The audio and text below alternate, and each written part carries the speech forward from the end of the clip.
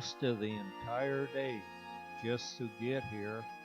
So we're still going to try to make it in a ways, but we know we probably won't make it all the way into where we're going to hunt tonight. So we get our backpacks ready and grab our rifles, and it's time to be heading up the trail. It'll take us quite a while to get up the trail. We've got about 3.5 miles to go before we start climbing the mountain of Hell's Canyon. We're going to try to get up to about inch level. We look ahead, and the big basin up ahead with the deep gullies in it's probably where we'll find the bear. All these gullies have creeks in them, and in those creeks there's a lot of berries growing that are probably ripe now. So those bear will be in there working those berries over really good. We start up the trail 1 foot ahead of the other till we get up a ways till our light starts to disappear. There could be a bear any place. Well, our light disappeared, but we're in luck. We're right by a cave. This cave has probably been used by hunters for thousands of years, so it'll be a really nice spot to spend the night. We had a pretty good night in the cave, although it was just absolutely chock full of spiders, but I don't mind as long as those spiders don't bite. The next morning, before it got full light, we're heading up the trail, and we no more than get started up the trail, and we see a bear track right in the trail. So we'll try to figure out where he went and see if we can catch up to him.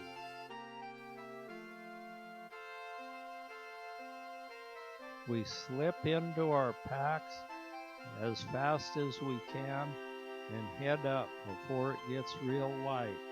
By the time it gets good and light, we find ourselves climbing the mountain. We'll go up here for a few hours. It'll take us to climb up and down this mountainside all the time, keeping that eye out for an old bear that might be monkeying around in here.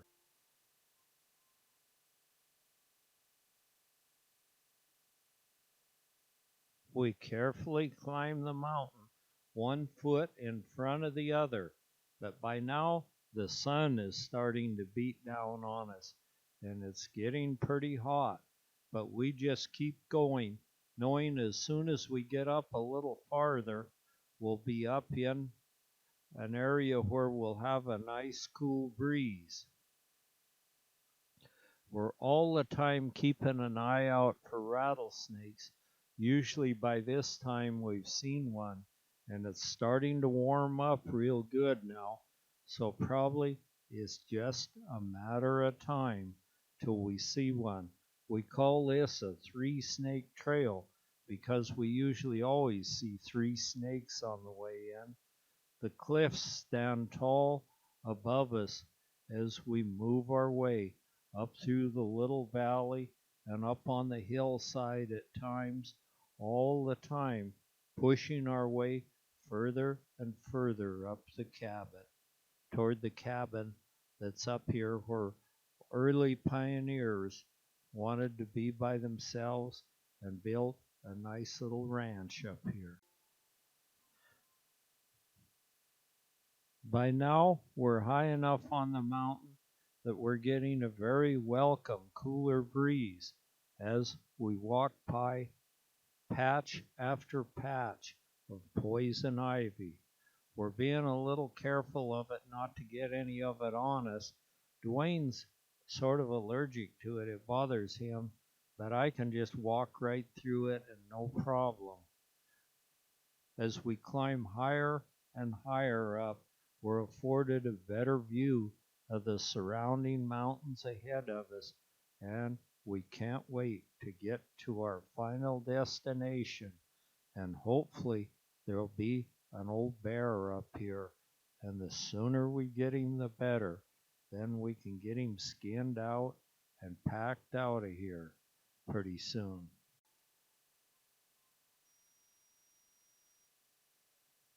The trail is plenty rugged as we get up to where we can see some trees ahead of us, but we just keep pushing on, and it won't be too long, and we'll be up to the spot where we're going to set up camp. We usually always set up camp first, and then when we're out hunting and come back tired, we don't have to mess with that at that time. And the cliffs stand tall and straight above us as we move through one set of cliffs into another. But now that we're seeing big trees, pretty soon we can get down in a valley and the going gets a little better then, although that's a good spot to ambush a rattlesnake, which could happen at any second. There's an old cabin up here, and they had a neat little ranch up in this canyon where they raise hogs and turkeys and cattle and uh, grew alfalfa to feed the cattle, and they had farm equipment there, and everything they used to build the cabin and used up here was brought in on the backs of mules. Well, finally, we encountered our first rattlesnake. Dwayne's going to hold him down, and we'll cut his head off, and then we'll at least have a little bit of something decent to eat for tonight. The woman that lived up here even had a baby boy, which she carried in when she went someplace else to have him, and carried him in front of her saddle when he was about 1 week old. And then he spent the rest of his childhood up at the old McGraw Creek Ranch. And what a wonderful lifestyle that must have been. I envy the little guy. We take a knife and remove the snake's head, because that's the only dangerous part of this snake, as near as I know. And then we can skin him out and cook and eat him a little bit later. The snake that we caught up with is just a very young one. He just has one rattle, but still there will be a bite or two of very good meat. They sink something terrible when you're skinning them out, but once you cook them, they have no odor and no real particular taste. People say they taste like chicken, but I'm not sure of that. I think they taste more like snake, but they're pretty darn good. I told my wife they'd be a really good thing to make a stew out of, and she said, I don't want to waste good vegetables in a rattlesnake stew. We get up here and we start looking the hillside over. Numerous times we've shot bear right on that open hillside as they move from one berry patch to another. There's a big berry patch right in front of us, but it looks like there's nothing there, or at least he's staying put if he is. Then we look down. In this orchard, the people were very self-sufficient, so they even had an orchard that produced them all kinds of fruit to preserve, dry, and can, and put up for winter. So we looked this orchard over. The bear have just almost trashed the orchard down below. They get up, those big fat buggers get up in the tree and break the limbs off and cause the tree to grow pretty poorly then. So we'll watch for some bear around the orchard. Usually they come into this orchard unless there's something they found a better offer someplace. They'll probably be coming in here to the orchard to feed. And right up where there's that group of trees running down the hill. We've shot many a bear up in that spot, so we're keeping an eye on it. And those bushes in there all have real good berries in them that are loaded with sugar, and the bear need all the calories they can get so they can put on all the fat they possibly. I've been taking Dwayne up here bear hunting ever since he's been a very small boy. And anyway, he knows where to look here for bear. He shot one right across there one time. And so we checked this area all out thoroughly. Usually if there's a bear around, he's going to be right here. But we're not seeing much bear sign, and we're seeing no bear. So they must have had a better offer and gone someplace else. So we'll just skin this snake out and get him ready to cook for our dinner tonight. That there won't be much there, but what there is will be really good. Except those little snakes, they're pretty stringy and they're pretty much mostly all bone, but just the same, it's a real nice mellow flavor to the rattlesnake meat. We watched the hillsides in all directions for an old bear to come down toward the orchard, and maybe that'll happen, but we're not seeing the bear sign we should here. So I'm thinking maybe it's not going to happen tonight. So we're going to move on up over the bench where they cut hay at one time. Across they had an alfalfa field and they cut hay there, and they even had an old horse-drawn dump rake setting over there till one year the creek flooded and it fell down in the creek and it's buried forever, I guess. The snakes are fairly easy to skin. All you have to do is cut them open and just pull that skin right off.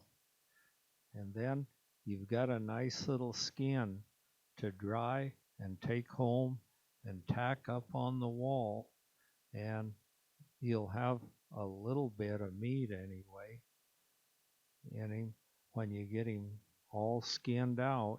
You have to be pretty careful at certain places that you don't tear the skin, but it gives us something to do while we watch the hillsides for bears. And some years we have them in here and other years we don't. So it's beginning to look like this might be a year when we don't. I always carry a bunch of pins with me, so when we get a rattlesnake skinned out, we can pin this skin out on a piece of bark or the trunk of a tree or something, and it'll dry real nice. After we get the snake dealt with, we go up on the bench where they mowed hay.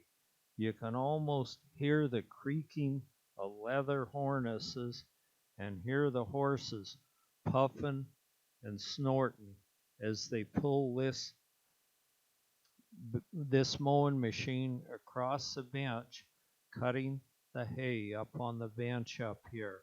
And these horses were probably pretty heavy horses, and they probably pulled this mowing machine on at a real good clip. But it's red with rust now as it's sat here for year after year, and only a few birds perch on it now. We take a look at the hayfield, and they've spent a lot of time. Those piles you see out there are rock piles where they've cleared the rocks out of the field so they don't dull their equipment on them and run into them when they're cutting hay. It must have been quite an operation, and up right above the big cliff up there, you see a very ambitious irrigation project where they ditched the irrigation water from away up the creek and then let it spill over the cliff and then ditched it out here on the hayfield. So they had some irrigation here. Anyway, I'm not sure how much good it did, but probably if you can get water on this country, you can grow about anything here. In spite of setting out here rusting for decades, we find that this mowing machine, the levers on it and stuffs and adjustments still work. And so it's made out of really good metal, probably better than what you get now. And we keep an eye out on the hillside to see if an old bear starts sneaking out. And if a bear comes out, you can see him really well. The light color of the grass and the dark color of the bear make him really easy to spot. So we'll just keep scanning the horizon, looking for a bear. We climb clear up on top to another drainage, and here the grasshoppers are just absolutely on top each other. There's so many, they're eating each other. And one time I was up here, pitched my tent up here, and the grasshoppers ate holes in it. So they're just jumping all over the place as we walk across the bench. We walk across the bench littered with pine cones, which have blown down from trees way up above, and a few little bunches of weeds. 1 foot in front of the other, we move down across this area, watching the ground for snakes again. It's a good time for snakes to be out. It's not super hot right now, and it's the way the snakes like it. Through the grasshoppers, and then ahead of me, I spot something. I take a second look, and I'll be darned if it isn't a snake, and he's eating another snake. So I could see the one snake,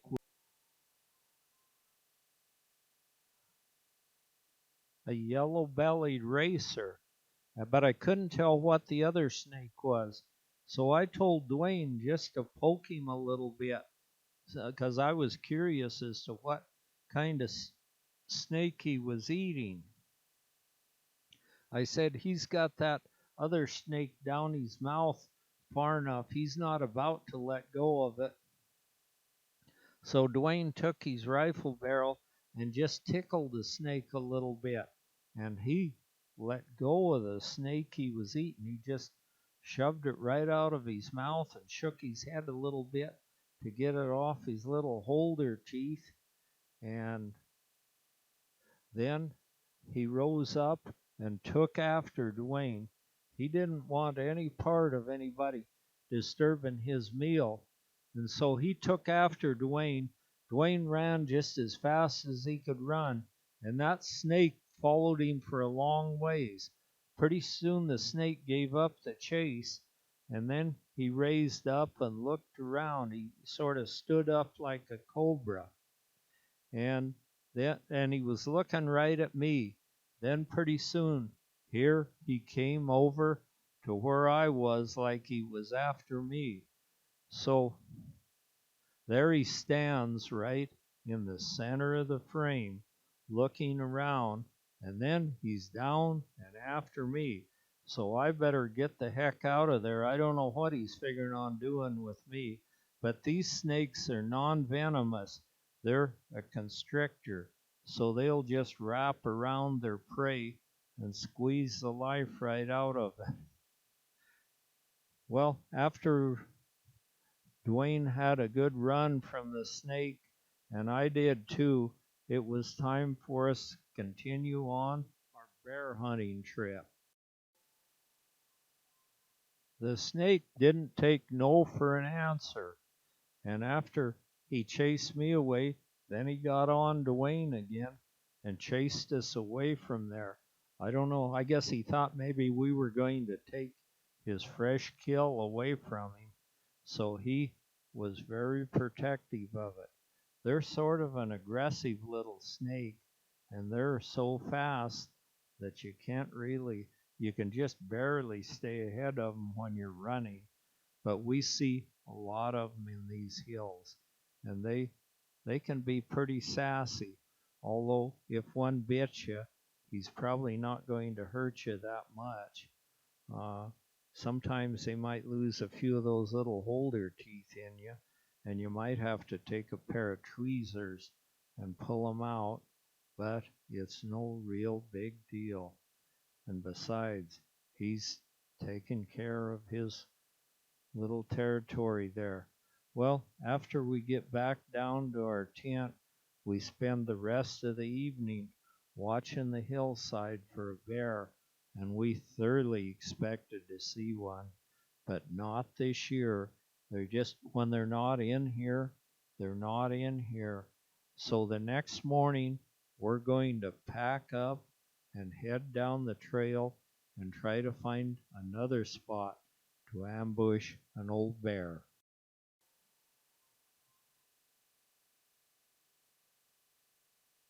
We decide to give the bear one more chance to come in. So we spend another night. The next morning we get up and go down and look at the ruins of the old McGraw Creek cabin.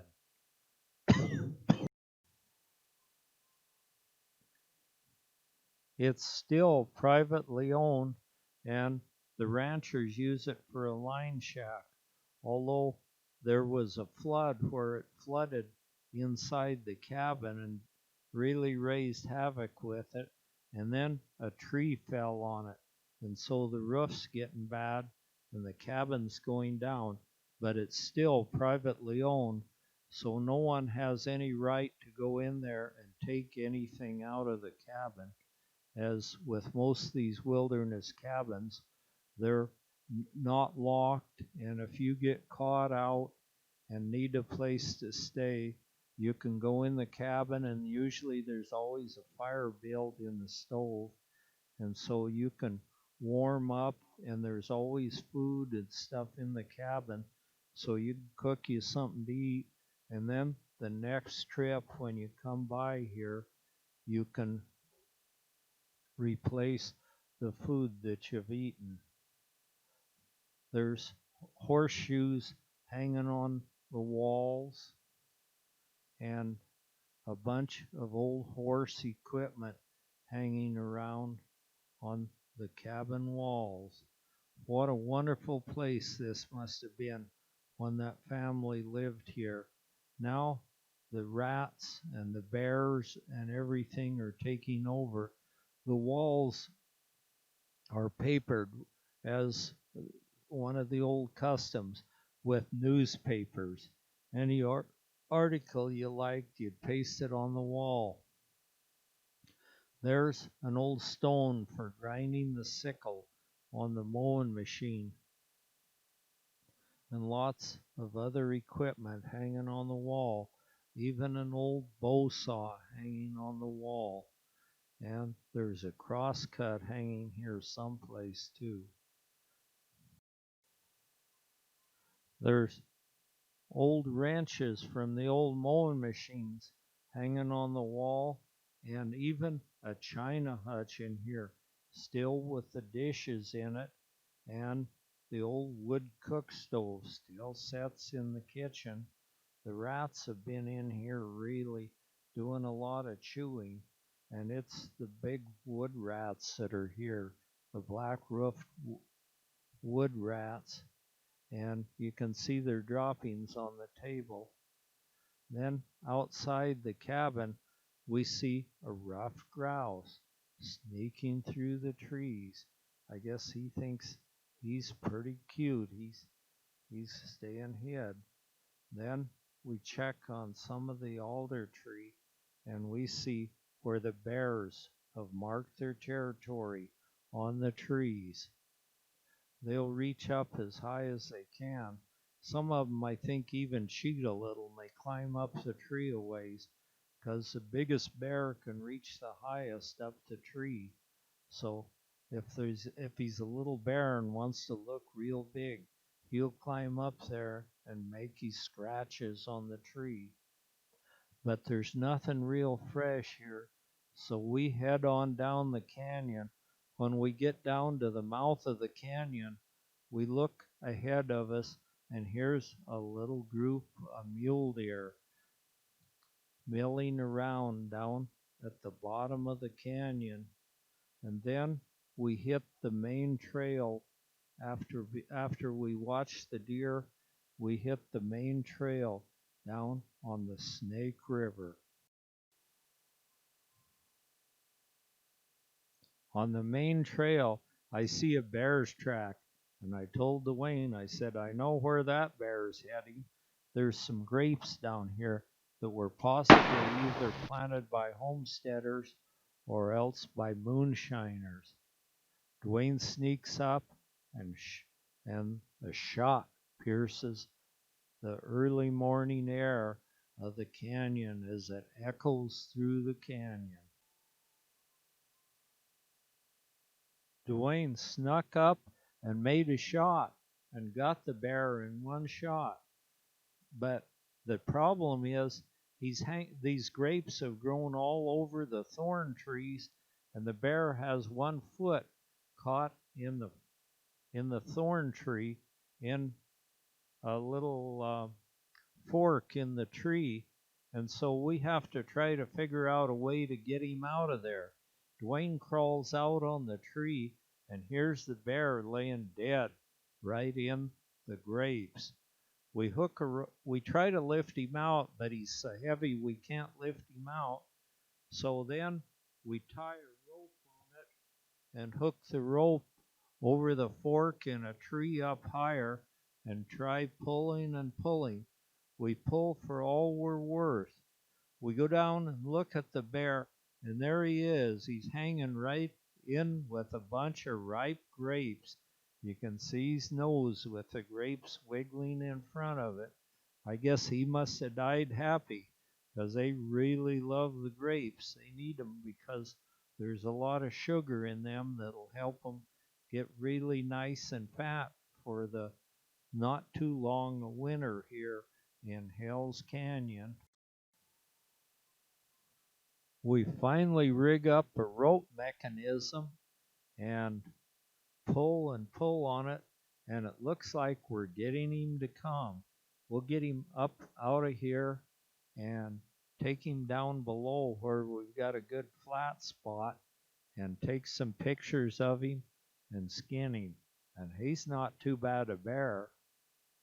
He looks pretty good, and his fur is pretty good. It's a youngish male, not real young, maybe about 3 years old he looks to be. But he'll be really good eating. A nice young bear like that is really good eating, and he'll have a real nice hide on him that we can make something out of. It looks like the grape patch came through for us again as we lower the bear down out of the trees and on to the floor of the wash down below, where we can carry him down and get him on a nice flat spot and skin him out real nice. And the it's starting to get a little bit toward evening, and so it won't be so hot skinning him, and we can hang the meat in a tree, and it'll cool out really nice for tonight.